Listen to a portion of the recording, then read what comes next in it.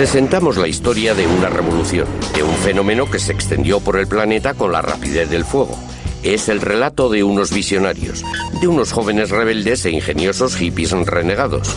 Durante 2 décadas mantuvieron entre sí duras rivalidades y disputas legales. Incluso se vieron envueltos en espionaje internacional con el propósito de convertirse en las estrellas de una nueva sensación, de un producto que los jóvenes de todo el mundo encontrasen irresistible y que produciría una peligrosa adicción. Hoy día es un negocio de miles de millones de euros que supera a Hollywood y que se dispone a superar a la industria discográfica como el negocio de ocio más lucrativo del mundo.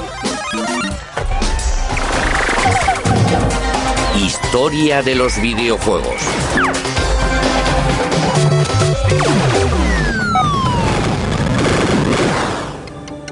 Todo empezó en 1972 con un puñado de rebeldes del Valle de Silicon que abandonó su trabajo rutinario de ingenieros con el fin de lograr hacer realidad su sueño de crear videojuegos.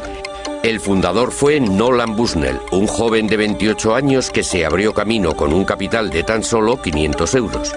Creó una empresa a la que bautizó Go, el nombre de su juego de mesa favorito. En japonés, cuando alguien está a punto de vencer a otro, le avisa de antemano cortésmente diciendo Atari. Me pareció que era un nombre bastante agresivo para una empresa. A pesar de su falta crónica de fondos, Bushnell se dispuso a cortejar al que sería el primer ingeniero de Atari. Un buen día apareció Nolan y me invitó a almorzar en su nueva y reluciente ranchera. Me ofreció un sueldo de 1.000 euros al mes y algunas acciones en la empresa. Aún se combatía en Vietnam. En aquella época yo ponía en entredicho todo lo relativo a la autoridad, y si alguien me sugería que no debía de hacer algo, yo le llevaba la contraria. Decidí irme con él. Atari empezó en este edificio. Era una empresa sin infraestructura, solo nosotros 3. Estábamos asustados, en cierto modo. Este es el lugar. Aquí, en este pequeño taller, es donde nació Pong, el primer videojuego. Ahí es donde me sentaba y monté la primera máquina Pong. En realidad, Pong empezó como un mero proyecto de prueba. Exageró un poco las cosas. Me dijo que tenía un gran contrato con la General Electric. Ningún ingeniero quiere trabajar en un proyecto inservible. A pesar de que jamás nadie nos telefoneara, visitara o mantuviera correspondencia con nosotros, nunca se me ocurrió pensar que todo fuera mentira. Lo primero que hizo Al fue hacer funcionar las palas y después que la pelota se moviera.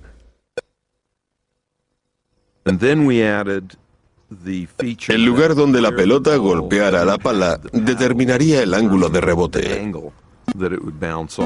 Con ese cambio, el videojuego resultaba sumamente divertido. ¿Pero la gente estaría de acuerdo? Bushnell y Alcorn instalaron su prototipo en la taberna local para comprobarlo. La instalamos en una caja de madera que tenía encima un papel muy pegajoso, realmente pringoso. Para recoger las monedas montamos una cajita de un caballito de esos en los que se montan los críos y colocamos la caja encima de un barril. Nos alejamos un poco, tomamos una cerveza mientras observábamos lo que ocurría. Uno de los asiduos del bar se acercó a la máquina y estudió en silencio el movimiento de la pelota en la pantalla. Introdujo una moneda y empezó a jugar. Finalmente cayó en la cuenta de que había 2 mandos con los que se manejaban las raquetas y jugó la primera partida. Pronto una pequeña multitud se congregó a su alrededor para observarlo. Hasta entonces la gente no había visto nada en una pantalla televisiva que no procediera de un estudio. Aún recuerdo que una joven me preguntó ¿cómo se consigue una señal desde los estudios de televisión desde aquí? El hecho de que la señal fuera emitida allí mismo era algo que les desconcertaba.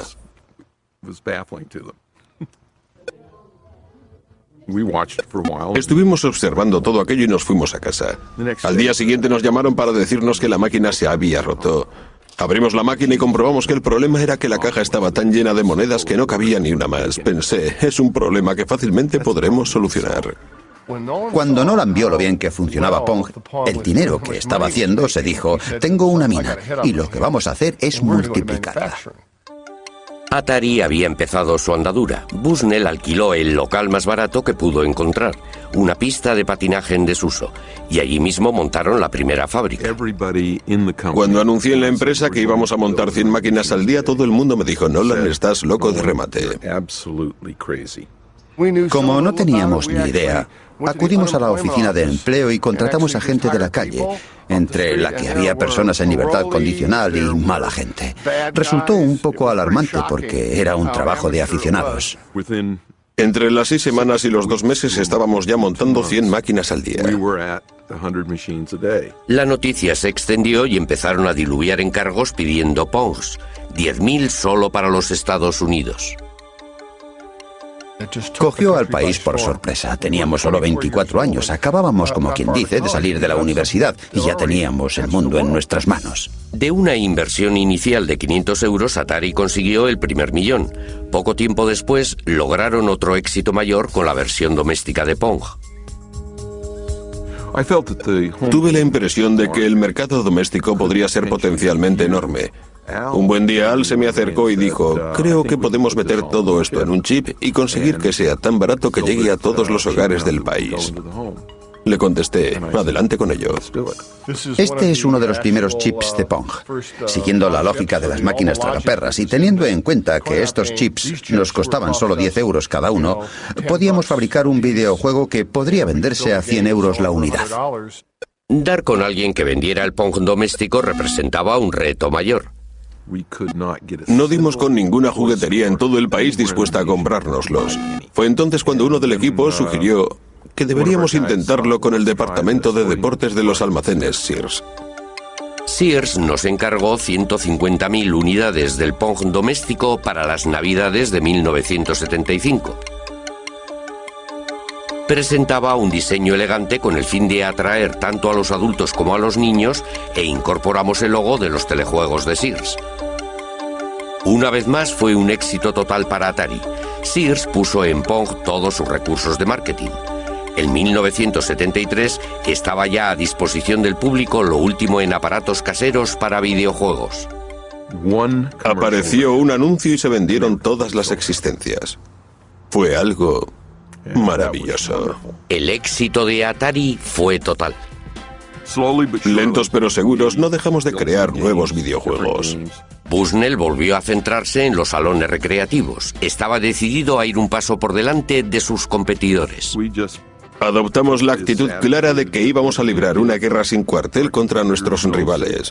Por eso creábamos los juegos, los comercializábamos y los innovábamos. ¡Que arranquen las máquinas! Para conseguir fabricar los mejores videojuegos necesitaba los mejores ingenieros. Por eso hizo de Atari la empresa de juguetes más atractiva para trabajar del planeta. El recién contratado David Crane admiraba el extraño éxito con el que Bushnell dirigía la empresa. Genial era una palabra que Nolan repetía bastante a menudo. Si a él le parecía que algo era genial, intentaría hacerlo porque pensaba que a todos los demás les tenía que parecer lo mismo. Bushnell animaba a sus jóvenes y brillantes ingenieros a que innovaran constantemente.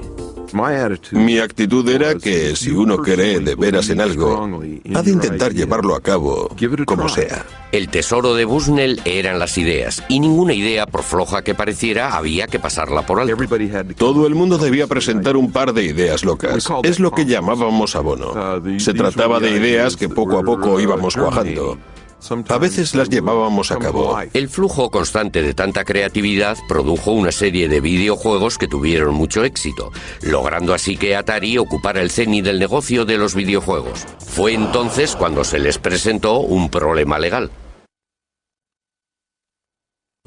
Se decía que Bushnell pudo haber copiado de otra persona su primera idea. El litigio afirmaba que unos meses antes de que Atari fuera creada, Bushnell había visto un juego en una feria que era casi idéntico a Pong. Un diseñador de aparatos de televisión de nombre Ralph Baer había estado pensando en crear unos videojuegos desde los años 50. En 1966 sus ideas cristalizaron mientras esperaba en una parada de autobús en un viaje de negocios que hizo a Nueva York. Cuando volví a mi despacho a la mañana siguiente, el 1 de septiembre de 1966, redacté una memoria de 4 hojas en la que explicaba todo el proyecto. Propuse cosas como videojuegos de deportes, de persecución, de carreras y de coches. Baer empezó a trabajar en su invento. En 1968 ya había logrado poner en funcionamiento su primera videoconsola, a la que sencillamente bautizó su caja marrón. El primero de los videojuegos consistía en que dos puntos luminosos se iban persiguiendo sin tregua por la pantalla.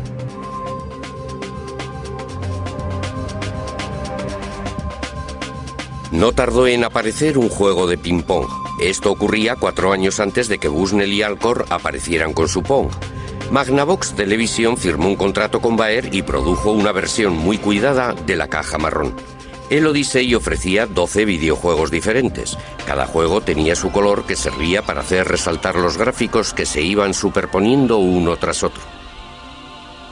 Además de los controladores, Baer también sacó el primer haz de luz para los videojuegos en los que había que disparar. Un invento que supuso todo un adelanto en su tiempo. El Odyssey fue lanzado al mercado en una feria en 1972 en Nueva York. Fue el mayor éxito de la feria. Todo el mundo, incluida la prensa, estaba entusiasmado. Magnavox presenta Odyssey, 12 emocionantes videojuegos con los que podrás jugar en tu televisor. El 24 de mayo de aquel año, en otra feria en el Valle de Silicon, apareció un nombre en el libro de visitas: Nolan Bushnell. Probó los juegos ofrecidos por el Odyssey. Se divirtió con el juego del ping-pong. El hecho cierto es que vi el juego Odyssey y la verdad no me pareció un juego muy inteligente. Tanto si Bushnell se había inspirado en el Odyssey como si no, Ralph Baer ya había patentado sus diseños. Esta es la patente, y si uno se fija en la letra pequeña, se puede ver que fue presentada en enero de 1968. Consta de un televisor y debajo tiene 2 controles manuales, uno a cada lado. Magnavox, basándose en las patentes de Baer, denunció a Atari. Nuestra postura siempre fue clara. Dijimos, solo llegaremos a un acuerdo si nos cuesta menos que aceptar un pleito. Después de 4 años de negociaciones, Bushnell y Baer se vieron las caras por primera vez en la escalinata del Tribunal Federal de Chicago en 1976. Antes de ir a juicio, Bushnell y su abogado estaban de acuerdo en pagar una retribución reconociendo las patentes de Baer. Al cabo de unos días acordaron en pagar una cantidad muy razonable. No cabe duda que le salió bien la jugada. Magnavox aceptó una conciliación por valor de 400.000 euros. Ralph Baer logró que se le hiciera justicia, pero no consiguió el reconocimiento internacional que Bushnell disfrutaba por aquella época. Le atribuyeron la paternidad de los videojuegos porque se pasaba el día delante de las cámaras mientras yo permanecía entre bastidores escuchando lo que me decían los abogados. Tranquilo, Baer, tranquilo, que solo tiene tu licencia. Han pasado ya 25 años. Baer está jubilado y padece leucemia. Sin embargo, está decidido a acabar su autobiografía y dejar bien claro para la posteridad cuál fue el verdadero origen de los videojuegos. En cuanto a Bushnell, el acuerdo le resultó barato. Atari estaba ya embolsándose millones. Pero mientras en los grandes almacenes era popular, Atari se enfrentaba a una nueva amenaza que venía del Japón con un videojuego que estaba conquistando el mundo de forma imparable. En 1978, Taito creó un juego que se hizo tan popular en Japón que provocó una gran escasez de monedas de 100 yens. Se vendieron más de 350.000 máquinas de los invasores del espacio, lo que provocó el renacimiento de los videojuegos en los salones de juego. La respuesta de Atari fue sacar al mercado su propia gama de videojuegos espaciales y de tiro. Los brillantes jóvenes ingenieros de Nolan Bushnell fueron los pioneros de una nueva tecnología llamada gráficas vectoriales con una nueva presentación muy llamativa. En 1979, Asteroides se convirtió en el mayor éxito de toda la historia de Atari. Atari tuvo otro éxito arrollador con Zona de Combate, unos gráficos tridimensionales que incluso fueron fuente de inspiración para el ejército norteamericano. Los salones aparecían como setas por todo el mundo. Tanto los adolescentes como los adultos acudían en su tiempo libre a esos lugares oscuros y llenos de humo. La reacción tanto de los padres como de los políticos fue inevitable. En la prensa pululaban a diario historias sobre jóvenes delincuentes y de chavales que hacían novillos. Los salones de juego fueron tildados de cuevas de perdición. Fue entonces cuando Atari presentó una solución. En 1975, sus ingenieros empezaron a trabajar en una nueva idea. Un sistema en el que se podían llevar a casa en unos cartuchos los mismos videojuegos que los que disponían los salones recreativos. Este es el primer prototipo del sistema de videojuegos en cartuchos de Atari. Tiene todos los elementos que se necesitan en un prototipo. Tenemos el cableado y las palancas del videojuego del tanque. Sabíamos que necesitábamos esto para poder jugar a Pong, para poder jugar al videojuego del tanque, porque tenía que ver con los juegos teledirigidos y otros, pero no estábamos muy seguros de lo que íbamos a hacer con ello. Adelante, Controller, es el capitán de una nave espacial. El VCS fue lanzado al mercado en 1977, montado en una caja elegante con interruptores bien diseñados y los primeros joysticks en una consola casera. ¡Vamos allá! Debido a que Atari era el número uno de los éxitos de las máquinas para las salas de juego, fue capaz de producir una serie completa de aparatos para aplicar a todos los VCS. En 1980 Atari se hizo con los derechos de los invasores espaciales. ¡Ya están aquí! ¡Los invasores espaciales de Atari! Ya puede usted jugar en su casa con el juego más popular de cuantos hay en los salones recreativos. Acción en el espacio dentro de su hogar. Aquellas navidades se vendieron millones de consolas VCS, de modo que los adolescentes pudieron jugar en casa con los invasores del espacio. Les presentamos un estupendo nuevo videojuego de Atari llamado Pac-Man. Los ingresos conseguidos por Atari la convirtieron en la empresa que más rápidamente había crecido en la historia de los Estados Unidos. Pero la meteórica carrera de dicha empresa atrajo la atención de Warner, que le hizo a Bushnell una oferta que no pudo rechazar. Adquirieron Atari por 28 millones de euros, un negocio que se había iniciado con un capital de tan solo 500 euros. Todo el mundo tiene un Atari, la número uno en los videojuegos. En aquellos tiempos era un montón de dinero. Era mucho más de lo que yo había soñado jamás. Pero representó el principio del fin de Atari. Bushnell, al cabo de muy poco tiempo, acabó rompiendo con los nuevos propietarios. Estábamos lanzando al mercado los VCS y comenté a los míos, bien, se acabó lo de los VCS. Y me dijeron, ¿qué? Añadí, bueno, no, pero va a ser así. Y se quedaron horrorizados. Los nuevos dueños de la Warner estaban insatisfechos de la dirección de la empresa. Eran neoyorquinos y no lo entendían. Pensaron que todo era muy raro y empezaron a desmontarla trozo a trozo, a desmontar toda la cultura corporativista que teníamos. Y al final lo que hicieron fue aniquilar la empresa. Fue la cosa más torpe que he visto en mi vida. Finalmente, tras una serie de decisiones importantes tomadas por los nuevos jefes, Bushnell tuvo que abandonar su cargo. Le indemnizaron y le pusieron de patitas en la calle. La industria había perdido a su visionario pionero, pero no se habían acabado los problemas de Atari. Bajo la nueva dirección, los diseñadores estrella de la talla de Davy Crane no eran ya valorados por el papel que habían jugado en el mayor éxito que había disfrutado la empresa. Nos hicieron un montón de promesas que jamás cumplieron. Nosotros teníamos unos ingenieros clave que elaboraban los cartuchos para los videojuegos, que ganaban entre 50 y 60.000 euros al año. En 3 o 4 meses producían el software para un cartucho que podía llegar a venderse por un valor de 100 millones de euros. Si nos hacían pensar que no valíamos más que los encargados de poner los tirafondos de las cajas, eso quería decir que no estábamos en la empresa adecuada.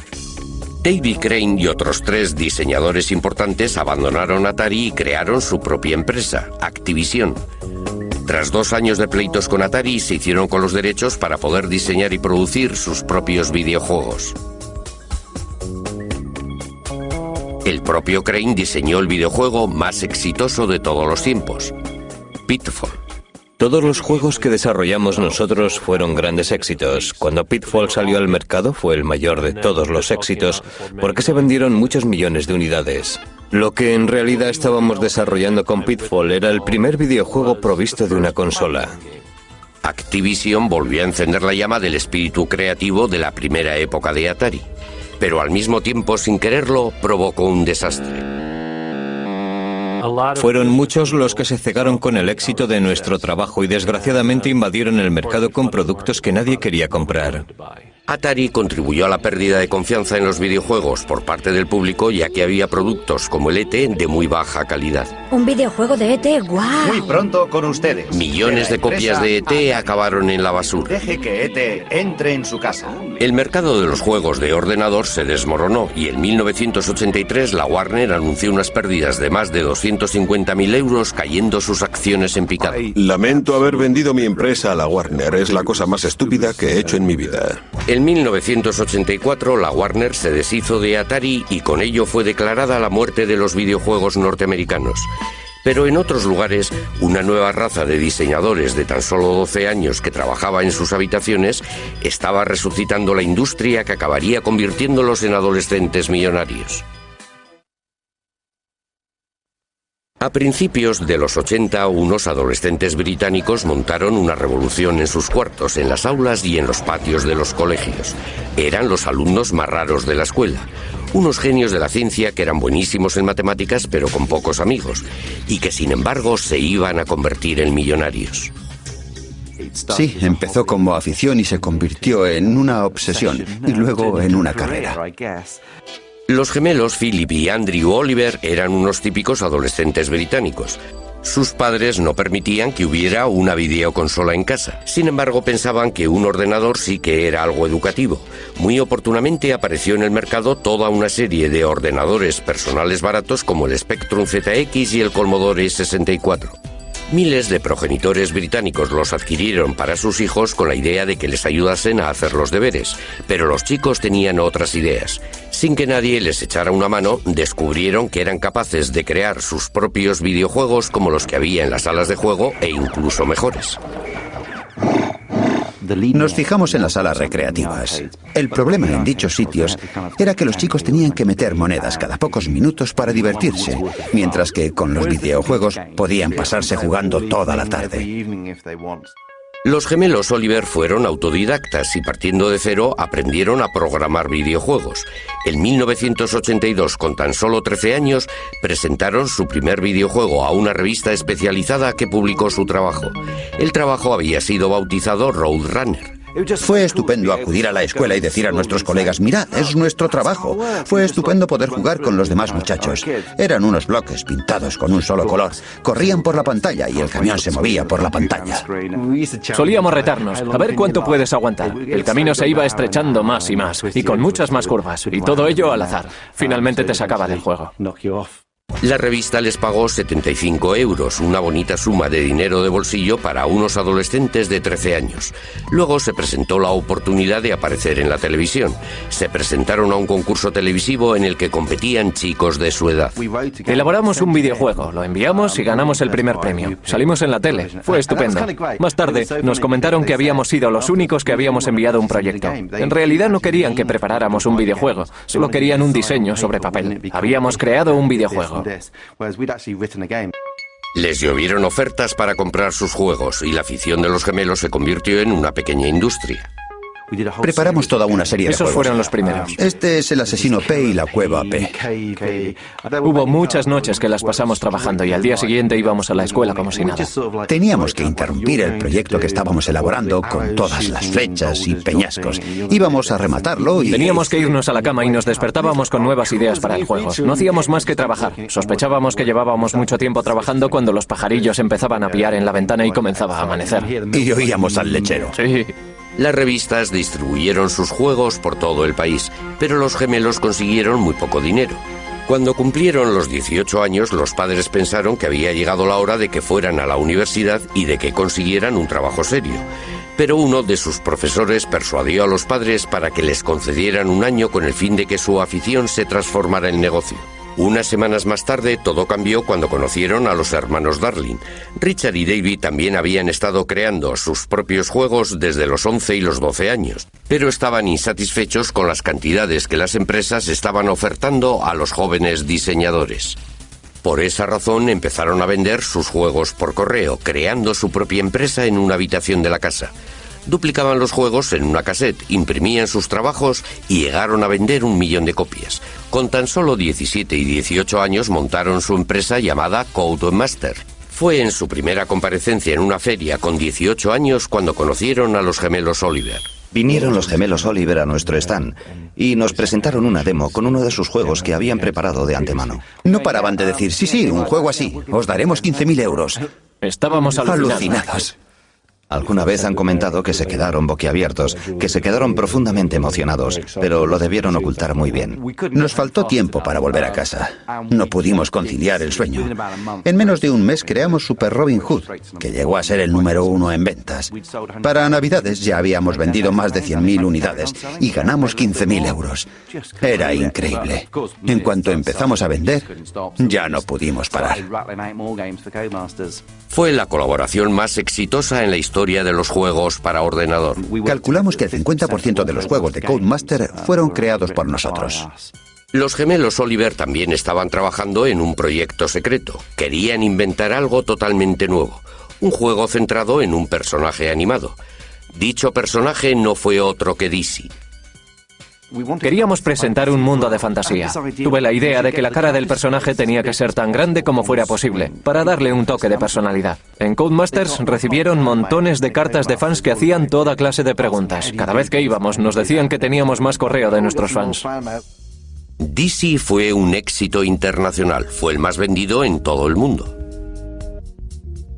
En realidad tuvimos diferentes juegos ocupando los puestos 1, 2 y 3 de las listas de éxitos. Éramos algo así como los Beatles en el campo de los juegos para ordenador. Estos jóvenes millonarios creadores de juegos se convirtieron en personajes famosos ocupando los titulares y alardeando de sus éxitos. Les dio por comprar Ferraris en cuanto conseguimos dinero, pero mi impresión es que los Ferraris no les duraban demasiado. El resultado de tan duro trabajo fue una enorme contribución muy creativa en el diseño de los videojuegos. Eran videojuegos diseñados por los propios jugadores para jugadores. Gracias a la era del ordenador casero, Gran Bretaña contribuye hoy día más que cualquier otro país a la industria de los videojuegos. Recuerdo que le dije a un periodista que un día todo esto llegaría a superar a la televisión. Y ahora mismo, la industria británica de los videojuegos exporta más que la industria del cine y de la televisión inglesas juntas. Pero a principios de los 80, mientras unos adolescentes británicos eran las estrellas de la era del ordenador casero, en Oriente también estaban emergiendo otras estrellas. El centro de la industria iba a desplazarse una vez más. La industria de los videojuegos, que había comenzado con Atari en la costa oeste de los Estados Unidos hacía 30 años, estaba ya dominada por Japón.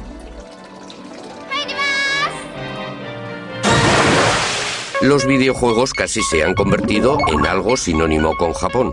Ello se debe en gran parte a una serie extraordinaria de videojuegos basados en diferentes personajes. Todos fueron desarrollados en los años 80 por un único genio creador. Desde Walt Disney ningún hombre había tenido capacidad de llegar a las mentes y tocar los corazones de los niños de todo el mundo como Shigeru Miyamoto. Hubo un momento en el que caí en la cuenta de que los videojuegos podrían ayudar a la gente a expresar sus emociones. Desde entonces, los recuerdos de mi niñez han quedado reflejados en los videojuegos que he creado. Miyamoto creció en Sonebe, una pequeña ciudad provinciana cerca de Kioto. De niño, en el seno de una familia tradicional, transformó todo cuanto le rodeaba en un mundo de fantasía que empezó a explorar. Estaba siempre como absorto. Se pasaba mucho tiempo dando rienda suelta a sus sueños. De adulto, a la hora de trabajar, se basaba en la manera de jugar que había tenido de niño. Le recuerdo describiéndonos un paseo a través de un bosque que había cerca de su casa, y que en su imaginación era algo extraordinario. Se imaginaba un montón de cosas que estaban sucediendo a su alrededor y que los demás éramos incapaces de ver, como caminos que llevaban a alguna parte.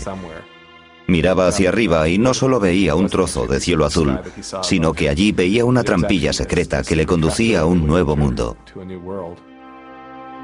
En 1980, Miyamoto ofreció a Nintendo su visión y creatividad. Con base en la antigua ciudad de Kioto, Nintendo llevaba produciendo casi 100 años Hanafuda, los naipes tradicionales japoneses.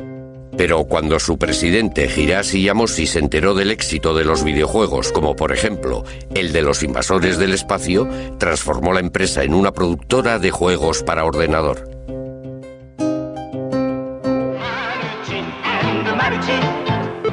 A sus 20 y pocos años, Miyamoto no mostraba ningún interés en los videojuegos, pero su padre quería que tuviera un trabajo respetable. Miyamoto era un artista imaginativo, creativo, inventivo. El último lugar en el que esperaba ir a parar era una gran empresa. Odiaba los ordenadores, no tenía fe en cosas intangibles como por ejemplo la electricidad.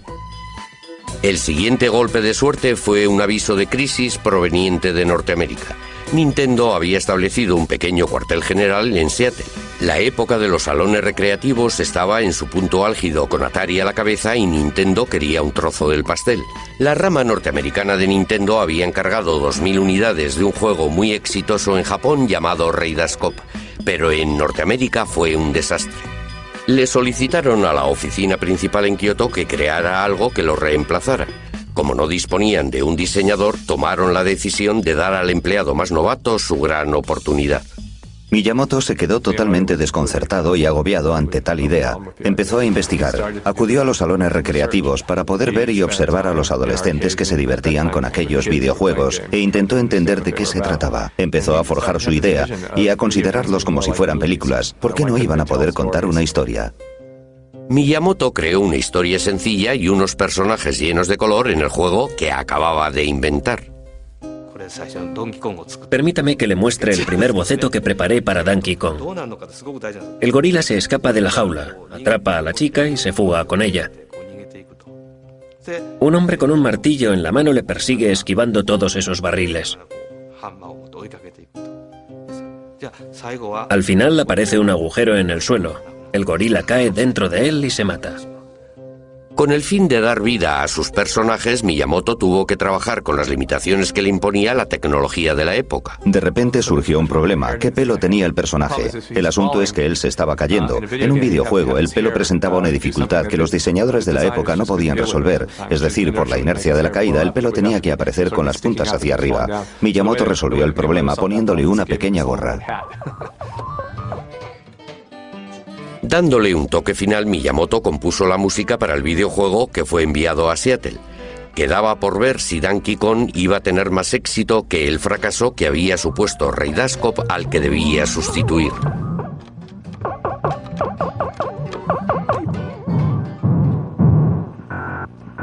En cuanto los norteamericanos vieron el juego, pensaron que sus homólogos japoneses estaban completamente locos.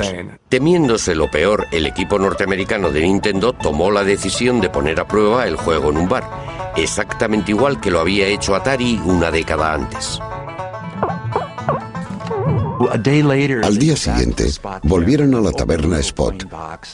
Abrieron la caja del dinero y había 30 euros en monedas de 20 céntimos.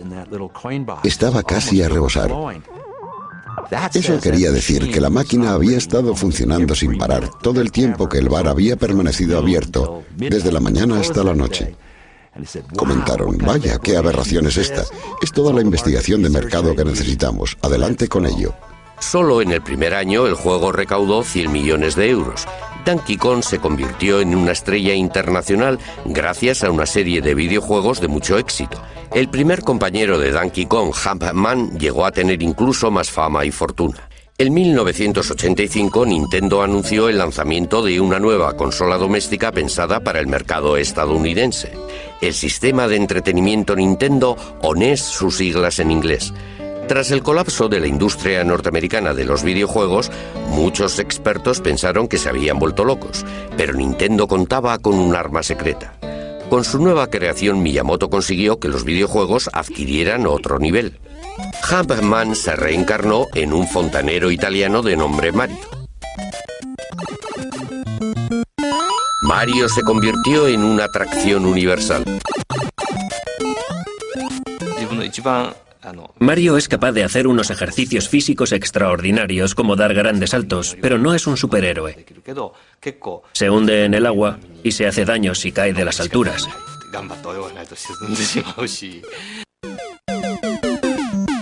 Miyamoto creó un mundo aparte lleno de tuberías, alcantarillas, barrancos y arrecifes para que Mario lo explorase. Además, inventó un ejército de monstruos animados para que Mario se enfrentara a ellos. En las pruebas de la primera versión, Mario era enorme. Luego creé al pequeño Mario. El juego cobró más interés con los dos hermanos. Más tarde me pregunté qué comida mágica podría transformar al pequeño Mario en el Mario grande. Fue cuando creé esa enorme seta roja. Estaba creando ese universo maravilloso que él mismo estaba contemplando a través de un espejo. Enseguida aparecieron otras series y Mario se convirtió en una superestrella internacional. En una encuesta realizada en 1987, Mario fue reconocido por más niños norteamericanos que el propio Mickey Mouse. Fue entonces cuando Miyamoto desveló su obra maestra.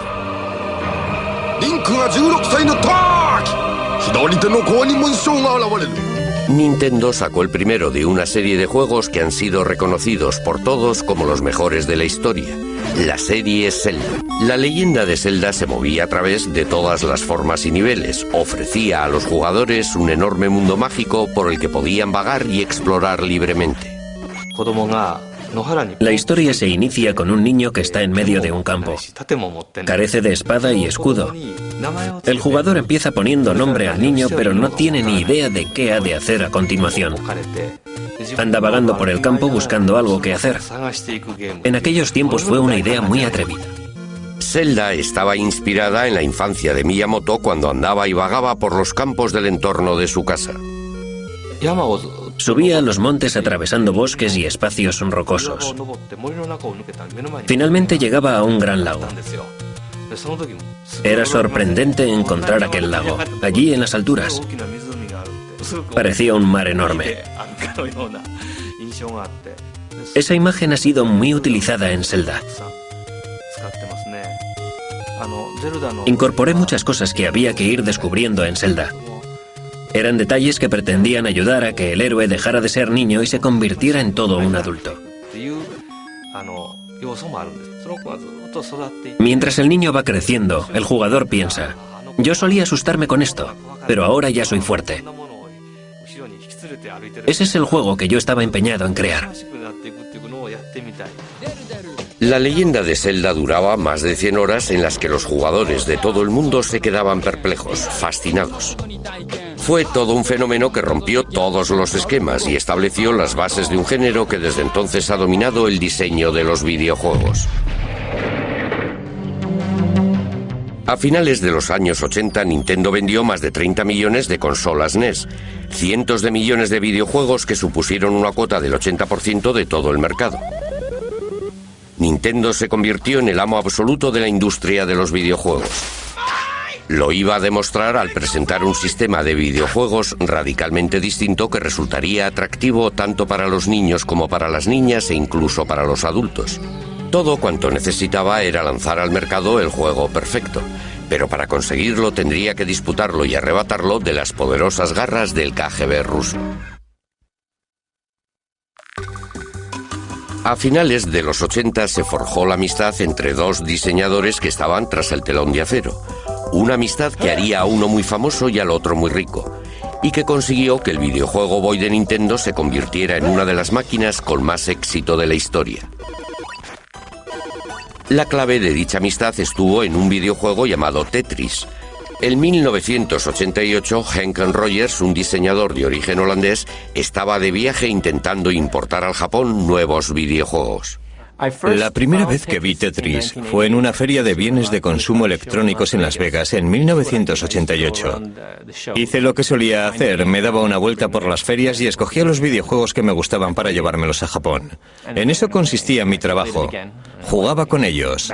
Allí di con un juego realmente bueno. Quise hacerme con él. Alexei Pajitnov hoy día vive en Seattle, pero en 1984 estaba en Moscú donde creó Tetris. Pajitnov estaba trabajando en la inteligencia artificial y en el software que permitiera el reconocimiento de voces. Creó Tetris con el fin de poner a prueba un nuevo ordenador. Mi interés estaba centrado en los rompecabezas y juegos y en toda clase de divertimentos matemáticos. Tetris estaba basado en un rompecabezas tradicional ruso llamado Pentaminos. Hay 12 formas parecidas a esta, y son todas las piezas posibles compuestas de 5 cuadrados.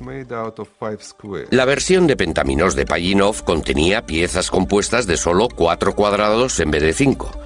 Le puso el nombre de Tetris por derivarse de la palabra griega tetra, 4. Cuando calculé el procedimiento que hacía que girara 90 grados, pensé en cuando uno introduce una llave y hace clac, vuelve a girar la llave otra vez y clac. Fue entonces cuando se me ocurrió la idea de hacer que el juego durara un tiempo real. El genio de Pajitnov se hizo patente al convertir el videojuego Tetris en una carrera contrarreloj. Desaparecieron de la pantalla las líneas completas, haciendo que fuera posible seguir jugando casi indefinidamente. Pero a medida que iban bajando piezas cada vez con más rapidez, el reto iba aumentando constantemente. A medida que el juego va acelerándose, la mente ya no es capaz de pensar tan rápido. Quizás sea el subconsciente el que irrumpe en ese momento del juego, pero va más rápido de lo que uno es capaz de jugar. Es lo que se denomina una zona. Tetris se extendió por el bloque soviético hasta llegar a Hungría, donde lo descubrió Robert Stein. Stein se fue a Moscú, donde conoció a Alexei Pajitnov y negoció con él una licencia para publicar el juego. Por alguna razón desconocida, me ofreció el Tetris original. Tenía la licencia para distribuirlo donde yo quisiera. Es lo que creí. Tetris se convirtió en Occidente en la mayor sensación internacional desde los invasores del espacio. Cuando Tetris invadió la industria, el resto de la producción quedó anulado. Finalmente tuvo que ser retirado. En Japón, Henk Rogers sacó una versión para la consola doméstica de Nintendo.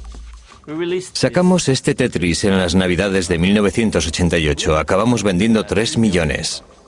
Ese fue el momento cuando a Henk Rogers se le presentó la oportunidad del Game Boy de Nintendo. Dije, ¿sabéis? Tengo el videojuego perfecto para el Game Boy. Pero Rogers mantuvo una dura pugna con Robert Stein para asegurarse el control de los derechos de Tetris. Disculpe, yo fui quien descubrió este producto. ¿No debería quedármelo? Cogí el siguiente avión. Sin caer en la cuenta de ello, Rogers y Stein volaron hacia Moscú el mismo día. Permanecieron en el mismo hotel, pero sin llegarse a ver en ningún momento. No funciona la televisión, no funciona la radio. En aquella época todo el mundo pensaba que nada iba bien tras el telón de acero. Era algo que realmente daba miedo. Rogers acudió a Moscú sin saber nada acerca de la Unión Soviética y sin hablar ruso. Sabía que tenía que buscar una organización llamada el Org y eso era todo. Para sorpresa suya, no tuvo ningún problema a la hora de contratar a un intérprete que hablaba perfecto inglés. Te llamas Alan no sé qué. Todos pertenecen al KGB. No hay modo de conseguir un intérprete que se preste a ayudarte a hacer negocios. ¿Es este el edificio? Sí, este es el edificio. Todas las reuniones han de recibir el visto bueno del KGB y yo me presenté allí como caído del cielo. Al final el señor Belikov bajó y le expliqué que yo era uno de los que distribuía Tetris en Japón. Me dijo, ¿de qué máquina se trata? Le contesté que era para Nintendo. Añadió, pero si jamás hemos cedido esos derechos a nadie. Pensé durante un buen rato que yo estaba metido en un buen lío, porque en su opinión yo era un auténtico pirata. Posteriormente, aquella misma mañana, Rogers conoció a Alexei Pajitnov. Les presento al siguiente invitado, el mundialmente famoso señor Pajitnov. Vaya, mundialmente famoso. ¿Famoso por qué? Porque en el mundo... Me llamo Alexei Pajitnov. Nos hicimos amigos rápidamente porque en cuanto hablamos del diseño de videojuegos tenemos algo en común de lo que podemos hablar. Su inglés no era muy bueno, pero sí lo suficiente. Henk fue la primera persona que entendió y a la que de verdad gustó el videojuego. Es lo que percibí de inmediato. Todo el mundo en Moscú en aquella época, incluido Alexei, estaba paranoico a cuenta de que cualquier conversación que se mantuviera fuera escuchada por gente que no tenía por qué oírla. Por esa razón, siempre que quería decirme algo, me guiñaba el ojo y nos íbamos a un parque. Finalmente iniciaron las conversaciones sobre la compra de los derechos de Tetris. Allí había al menos de 8 a 10 personas, algunas de las cuales pertenecían sin ninguna duda al KGB. Yo estaba confinado en una habitación a 3 grados en la que me hacían toda clase de preguntas. Lo que Rogers desconocía era que los rusos estaban negociando también con Robert Stein en otra habitación del mismo edificio. Mi objetivo consistía en intentar hacerme con todas las licencias que fuera posible de todo lo que quedaba. Sin que ninguno de los dos lo supiera, que Bill Maxwell, hijo del magnate de la prensa Robert Maxwell y presidente de Mirrorsoft, editores británicos de videojuego, también estaba en Moscú. Kevin estaba moviendo los hilos, estaba diciendo, si no hacen el trato conmigo, mi padre va a ir a hablar con Gorbachev y ustedes van a tener serios problemas. Ese fue el método que aplicó en sus negociaciones. Pero Rogers tenía a Pajitnov de su parte y tenía todo el apoyo de Nintendo para presentar una oferta generosa. Tras 4 días de negociaciones, al final dijeron que sí. Pajitnov y Rogers lo celebraron en el único restaurante nipón que había en Moscú. El acuerdo le convirtió a Rogers en multimillonario. Le odié, pero en realidad solo hizo lo que cualquier negociante habría hecho en su lugar. Hoy he perdido Dios sabe cuántos millones de euros y no me siento muy feliz, que digamos. Nintendo resultó el gran ganador. Además de Tetris y el paquete de videojuegos, se vendieron en todo el mundo 32 millones de consolas Game Boy, casi la mitad de ellas para adultos. Pajitnov se hizo mundialmente famoso y emigró a los Estados Unidos. Como era ciudadano soviético, no ganó nada a cuenta de los videojuegos hasta que expiraron los contratos en 1996, 12 años después de haberlos inventado. En la actualidad, él y Henk Rogers trabajan juntos y venden Tetris para una nueva generación de hardware. Con Tetris, la industria de los videojuegos se hizo adulta y convirtió a Nintendo, durante cierto tiempo al menos, en la empresa de ocio más poderosa del planeta. Partiendo de unos orígenes muy humildes, la cultura de los videojuegos evolucionó a unos pasos gigantescos gracias a la intuición y creatividad de sus grandes pioneros. Fueron hombres que entendieron lo mucho que a la humanidad le gusta y necesita jugar. Abrieron las puertas a un maravilloso nuevo mundo en el que una vez que se entra no se puede salir.